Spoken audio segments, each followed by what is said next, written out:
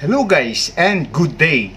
For today's video guys, magkaroon naman tayo ng comparison sa makina. Last time, kinumpare natin yung deck ng barko natin from previous to present.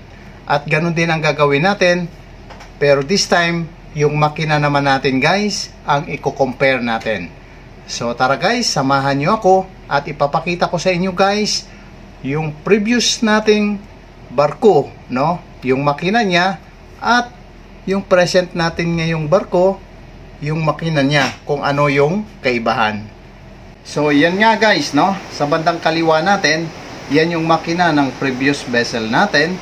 At sa kanan naman, yan yung makina ng present vessel natin. At yung previous vessel natin na yan guys, no?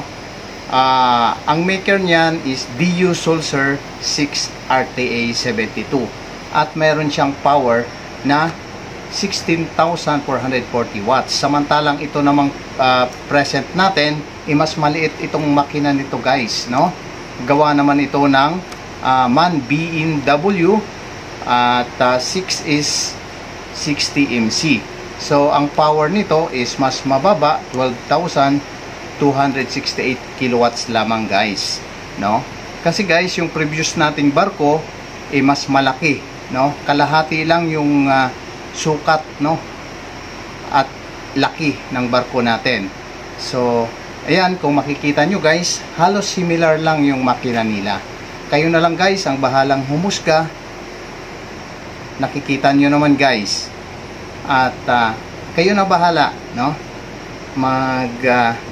Bigay ng comments kung alin yung mas prepare nyo. No wonder guys, no? Mas maganda yung previous vessel natin, kaya nabenta ka agad yun. Yan lang guys, at hanggang sa susunod nating video episode. Bye bye!